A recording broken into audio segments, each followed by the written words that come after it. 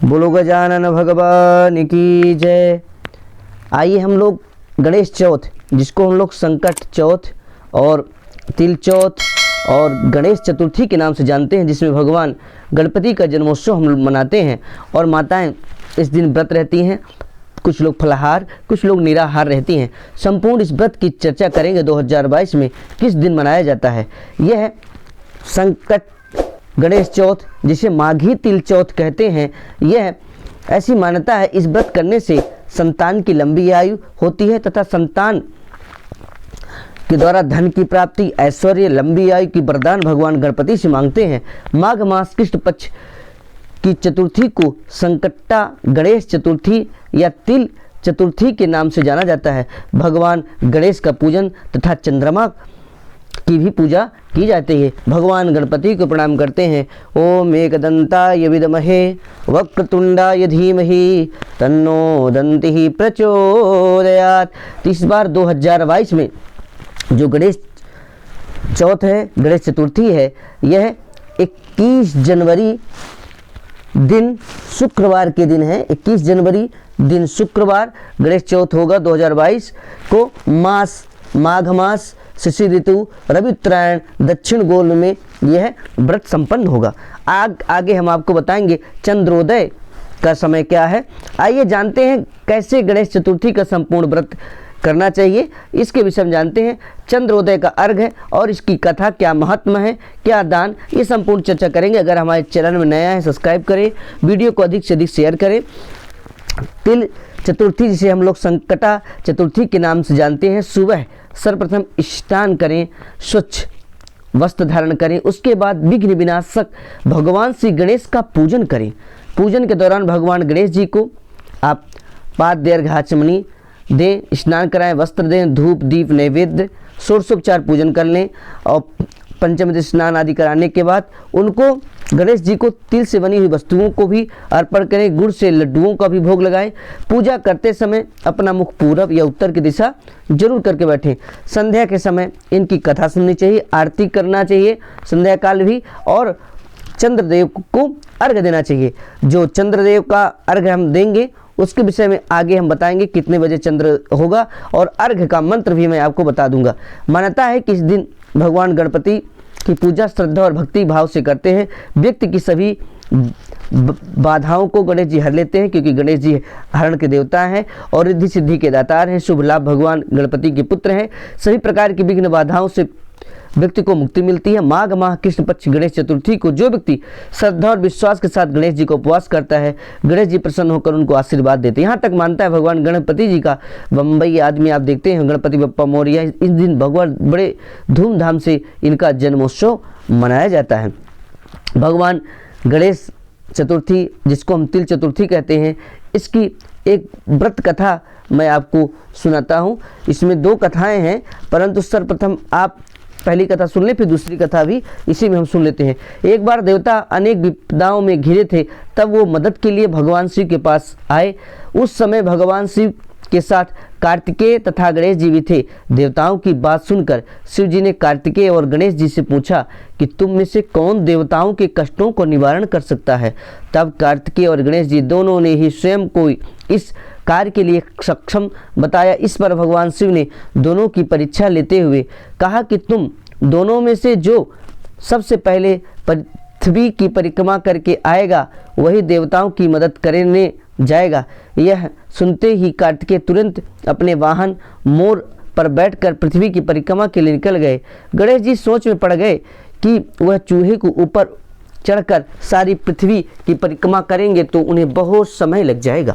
तभी उन्हें एक उपाय सूझा। वो अपने स्थान से उठकर 7 बार अपने माता पिता की परिक्रमा करके बैठ गए। पृथ्वी की परिक्रमा करके लौटने बाद कार्तिकेय ने स्वयं को विजेता बताने लगे। तब शिव जी ने गणेश जी से पृथ्वी की परिक्रमा न करने का कारण पूछा।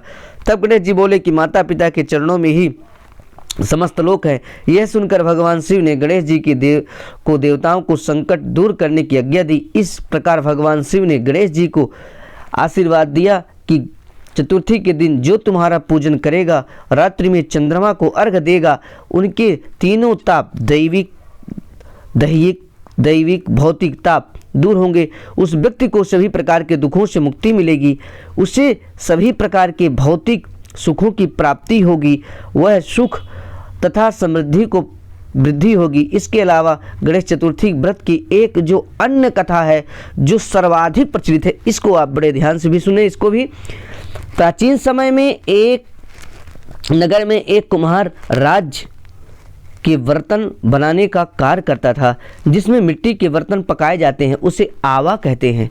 आवा लगाने के लिए 1 वर्ष में बर्तन पक कर तैयार होते थे।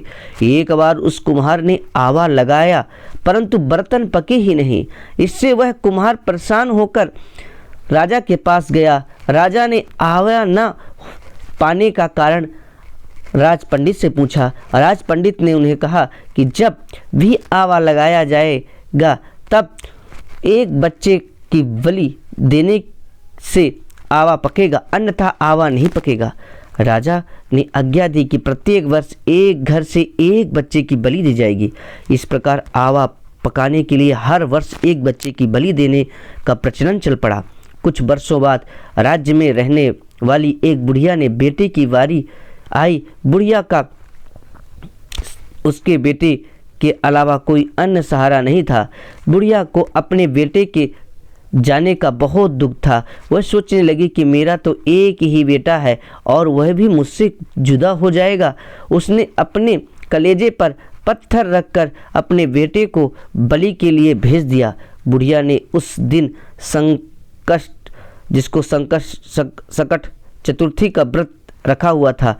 उसने अपने बेटे के हाथ में थोड़े से तिल देकर कहा कि जब तुम आवे में बैठोगे तब अपने चारों ओर यह तिल डाल देना, बाकी भगवान गणेश पर छोड़ देना, वह जैसा चाहेंगे वैसा करेंगे।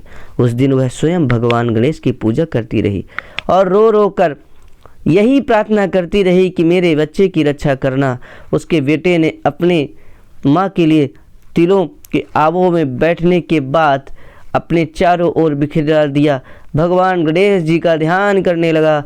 आवे में मिट्टी के बर्तन को पकाने के लिए 1 वर्ष का समय लगता था, परंतु उस दिन 1 दिन के बाद ही आवा ठंडा हो गया और बर्तन पक गए। कुम्हार को बहुत हैरानी हुई कि यह कैसे हुआ। उसने आवा हटाया और यह देखकर हैरान हो गया कि बुढ़िया का बेटा जीवित बैठा है और गणेश जी का ध्यान कर रहा है।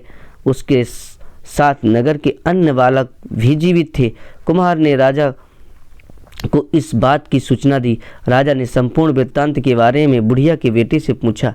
उसने अपनी माँ द्वारा रखे गए उपवास तथा गणेश जी की महिमा के बारे में बताया। सारी बातें जानने के पश्चात राजा ने बुढ़िया तथा उसके बेटे को बहुत से उपहार और इनाम दिए। साथ ही सारे नगरवासियों को निवेदन किया कि अपने परिवार और राज्य की रक्षा के लिए माघ मास कृष्ण पक्ष की गणेश चतुर्थी के दिन हम सभी व्रत करेंगे।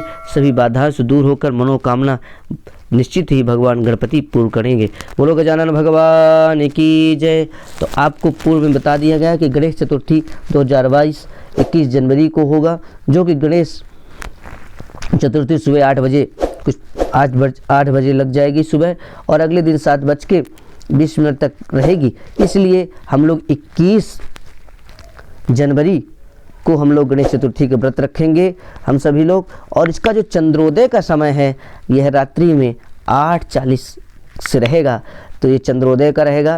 तो इसलिए हम चंद्रोदय अर्घ का समय हमने बता दिया आपको 8:40 रहेगा। अर्घ देते समय ये आप मंत्र ध्यान रखें, अगर बोल सकते हैं बोलें। भगवान गणपति का संपूर्ण पूजन ओम गंग गणपतये नमः। अगर मंत्र नहीं आते ओम गंग गणपतये नमः।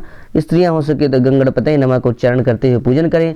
और ये अर्घ का मंत्र है रक्ष रक्ष गणाध्यक्ष रक्ष त्रैलोक रक्षक भक्तानामभयं कर्ता त्राता भव भवाण्डवात् द्वै मातुर्कृपा सिन्धो षड्मातुर्भरतग्रज प्रभो वरदस्तं वरं देहि वाञ्छितं वाञ्छितार्थदं रक्ष रक्ष गणाध्यक्ष रक्ष त्रैलोक रक्षक भक्तानामभयं कर्ता त्राता भव भवाण्डवात् द्वै मातुर्कृपा सिन्धो षड्मातुर्भरतग्रज प्रभो वरदस्तं वरं देहि वाञ्छितं वाञ्छितार्थद।